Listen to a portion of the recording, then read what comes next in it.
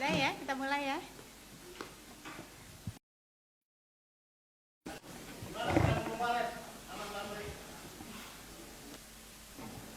Baik, bismillahirrahmanirrahim. Assalamualaikum warahmatullahi wabarakatuh.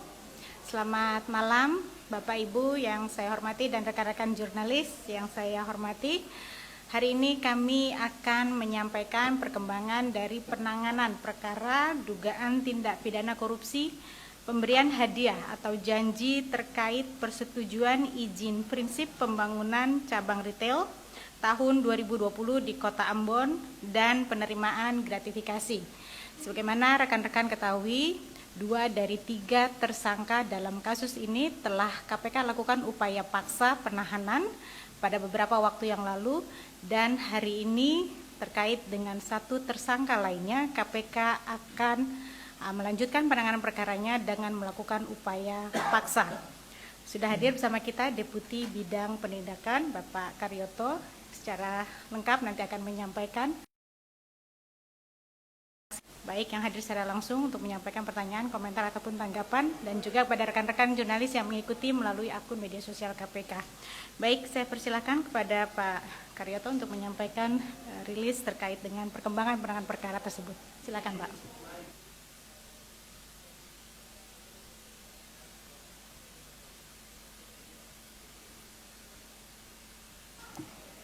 Ya, kita akan lanjutkan konversinya dan kita pastikan itu. Terima kasih, Mbak. Mohon maaf nih suara saya agak treble, agak batuk dikit. Bismillahirrahmanirrahim. Assalamualaikum warahmatullahi wabarakatuh. Selamat malam, salam sejahtera untuk kita semua. Yang saya hormati rekan-rekan jurnalis dan masyarakat Indonesia yang saya cintai dan saya banggakan, pada malam hari ini akan saya sampaikan tentang upaya paksa penahanan tersangka dugaan tindak pidana pemberian hadiah atau janji terkait persetujuan izin prinsip pembangunan cabang retail tahun 2020 di Kota Ambon. KPK beberapa waktu yang lalu telah mengumumkan beberapa pihak sebagai tersangka sebagai berikut: RL, Wali Kota Ambon, periode 2011 sampai dengan 2016 dan 2017 sampai dengan 2022, AEH, Staf Tata Usaha Pimpinan pada Pemkot Ambon, AR, swasta atau karyawan AM, Kota Ambon. Untuk kepentingan penyidikan, tim penyidik melakukan upaya paksa penahanan untuk tersangka AR selama 20 hari pertama terhitung tanggal 7 September 2022 sampai dengan 26 September 2022 di Rutan KPK pada Pomdam Jaya Guntur. Konstruksi perkaranya, AR sebagai salah satu karyawan PT AM Kota Ambon ditunjuk oleh PT MUI dengan tugas salah satunya melakukan pengurusan izin prinsip pembangunan beberapa cabang retail di Kota Ambon untuk tahun 2020. Agar proses pengurusan izin dimaksud dapat segera diterbitkan, AR diduga berinisiatif melakukan pendekatan dan komunikasi dengan RL yang menjabat Wali Kota Ambon periode 2017 sampai dengan 2022, karena salah satu kewenangan yang ada pada RL yaitu memberikan izin prinsip pembangunan cabang retail di Kota Ambon. AR kemudian diduga menawarkan sejumlah uang pada RL untuk mempermudah dan mempercepat terbitnya persetujuan izin prinsip pembangunan cabang retail yang kemudian disetujui RL.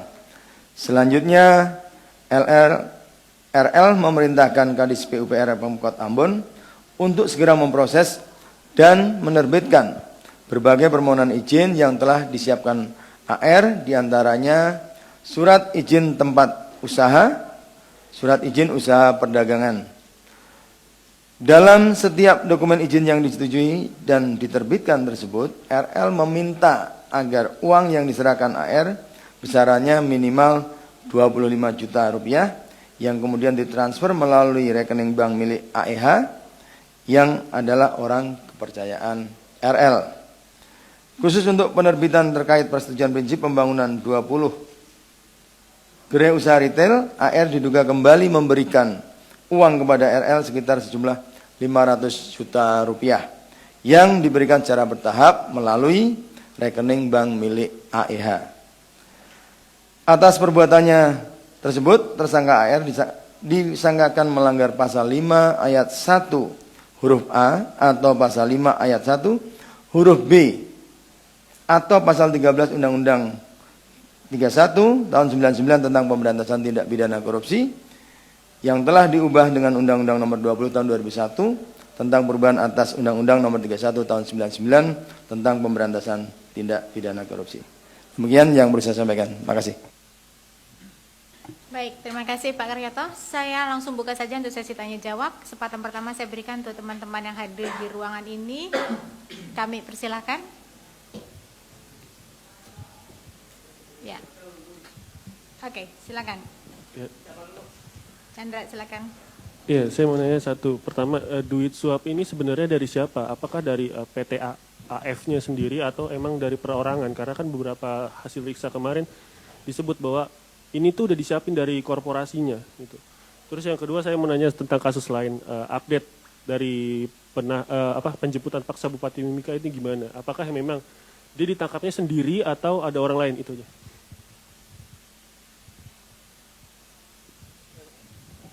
Dua, ya, silakan. Terima kasih. Saya Mario dari Metro TV. Ini mau nanya soal pertama, apakah KPK sudah melihat misalkan bahwa pengakuan pihak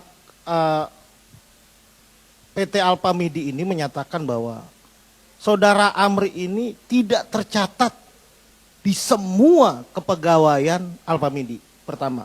Kedua, ada pola penunjukan pihak ketiga.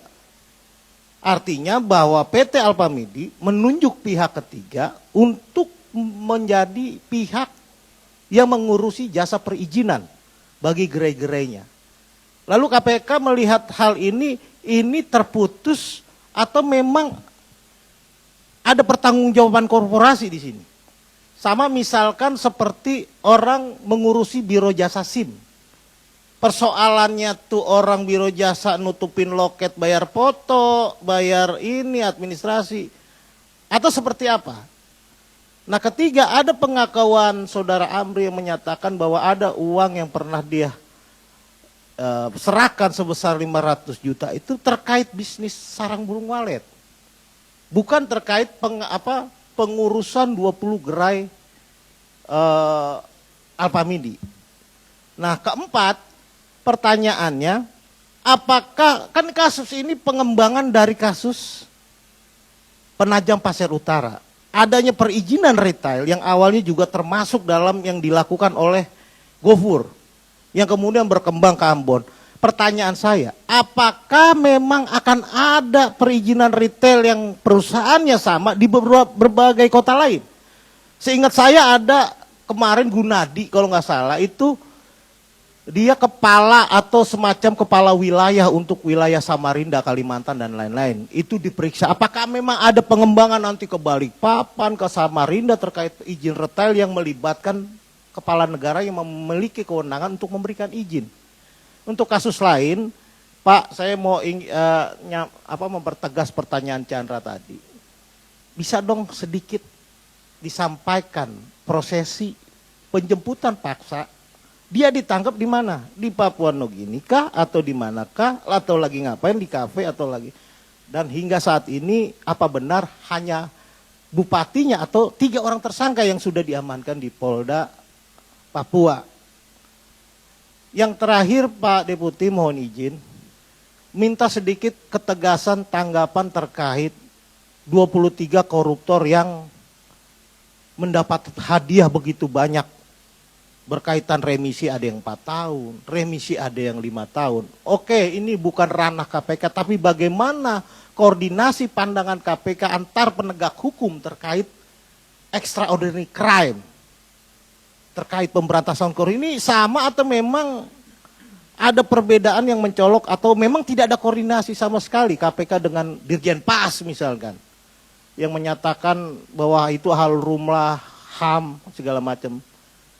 Dan terakhir saya mau nanya Apa ya tadi ya? Ya itu dulu deh, makasih. Dulu ya, sudah cukup banyak saya catat. Udah Oh ya, 6 pertanyaan. Pak Deputi sekalian, soal Anies.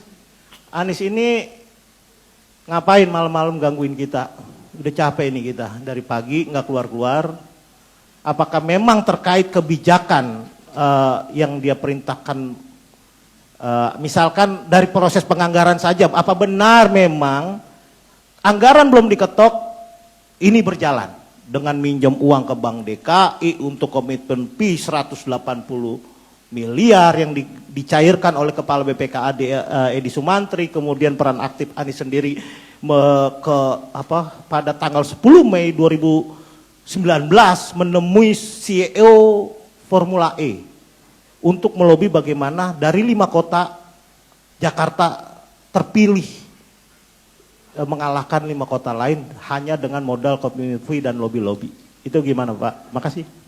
Baik, terima kasih. Untuk sesi pertama saya tutup dulu karena dari 2 penanya ini cukup banyak. Baik, silakan Pak Karyato. Terima kasih. Saya berharap nih 1 putaran saja biar nanti cepat selesai. Nanti rekan-rekan bisa menunggu ya. Jadi nanti tidak ada alasan kita seolah-olah akan mengalihkan ya, nggak ada.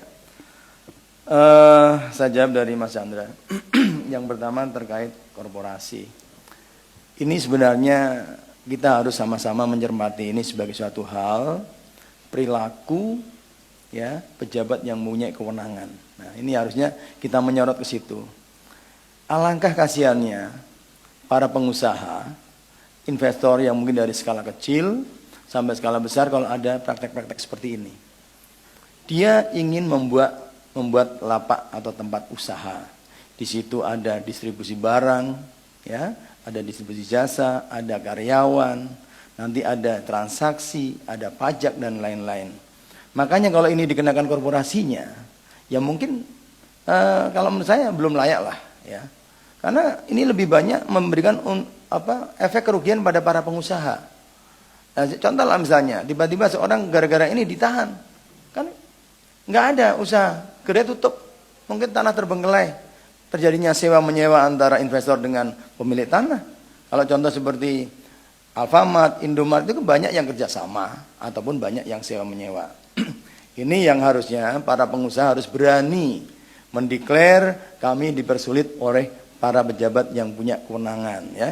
Baik di tingkat mungkin kecamatan, kabupaten, provinsi, bahkan di tempat pusat tidak menutup kemungkinan adanya hal-hal bagi para pejabat yang punya kewenangan menyimpangkan atau menyalahgunakan kewenangan itu untuk kepentingan dirinya sendiri. Sehingga ya mungkin tadi langsung disambung ya masalah dari Pak Mario seperti calo lah misalnya. Udah urusan saya. Nah, orang duduk manis, dia mengurus ke sana kemari. Saya tahunya sekian. Berarti kan dia biro jasa. Kalau biro jasa badan hukum, dia bertanggung jawab. Harusnya dia dalam melakukan praktek-praktek perbantuannya harus secara legal. Kesana begini, ongkos capeknya dia terukur. Bensin berapa, kecapean berapa, nunggu berapa, mengawal proses perizinan. Dan bahkan kita dulu tahu di daerah Jawa Tengah itu yang namanya dijadikan satu atap biar birokrasi semakin pendek. Ya, kalau semua maunya diperpanjang ya repot lah birokrasi di negara kita ini. Pak Jokowi sudah memerintahkan untuk memangkas semua aturan yang menghambat investasi. Ini adalah salah satu. Namun para pelaku usaha juga harus mau secara jujur terus terang melaporkan hal-hal yang sifatnya pemerasan ini. Ya, ini. Nah kemudian Bupati Mimika, saya nggak berani banyak bicara sebelum rombongan datang ya. Nanti bagaimana kesehatannya, keselamatannya, nah, kita nggak berandai-andai, ya doakan saja besok bisa sampai di gedung KPK dengan aman dan lancar. Nanti saya baca WA-nya dulu. Ya, Pak Mario ini banyak sekali tadi tentang seperti misalnya pihak tersangka yang tidak mengaku dia memberikan layer atau memberikan peristiwa yang lain, ya nggak apa-apa silakan saja, ya.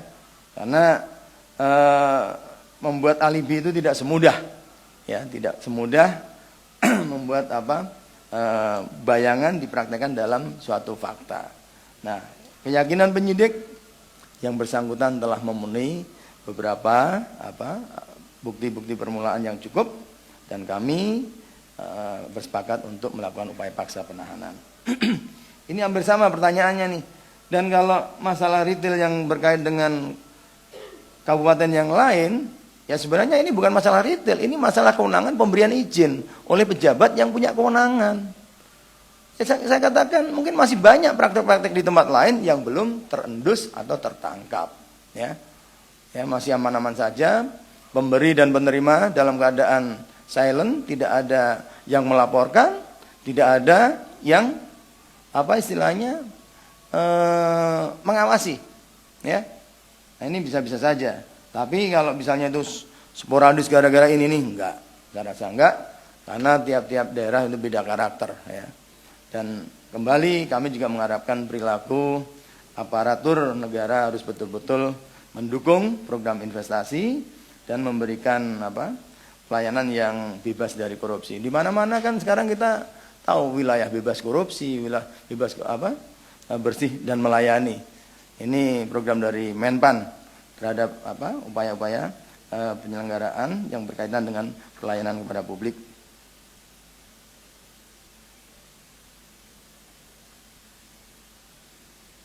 Ini udah masa tadi sebagai jasa pihak ketiga. Saya rasa pertanyaan Pak Marian hampir sama ini. Nah, kembalilah kalau ini sebenarnya bukan kami mengomentari ya, karena ini tugas pokok masing-masing.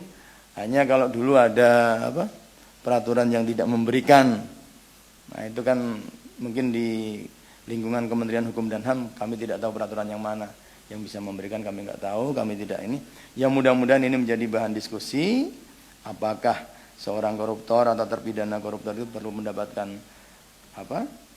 remisi atau potongan tahanan dan lain-lain, itu bisa dijadikan suatu bahan untuk diskusi para aparatur penegak hukum. Dan masalah soal AB, saya akan konsisten, tidak akan banyak bicara. Nanti kalau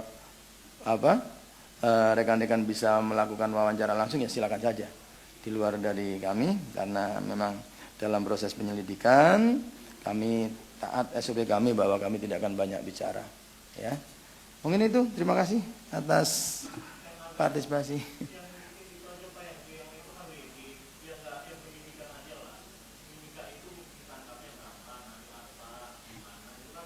Besok kan ada itu ya. Besok aja lah, tunggu sekali.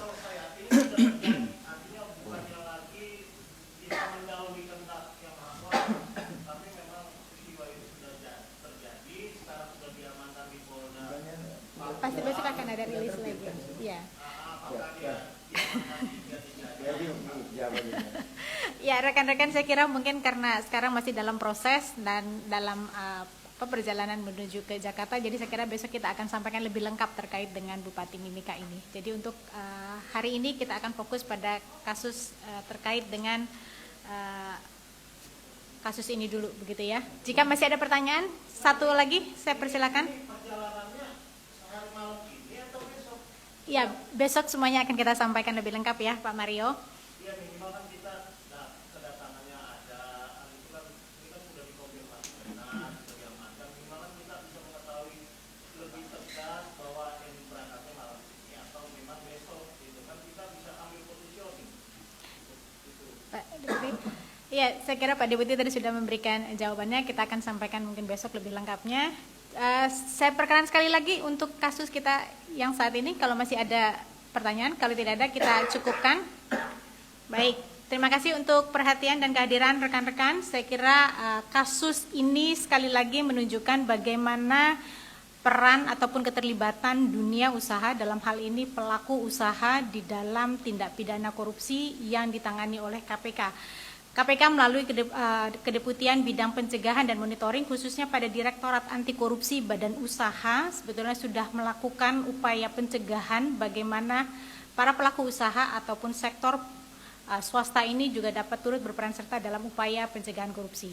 Direktorat Akbu melakukan upaya pemetaan atas potensi dan risiko korupsi dan bersama-sama KPK membangun upaya pencegahan korupsi di dalam badan usaha dengan menerapkan salah satunya adalah sistem manajemen anti penyuapan.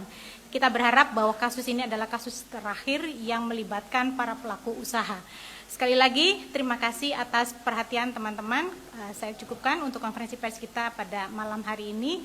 Saya tutup. Wassalamualaikum warahmatullahi wabarakatuh.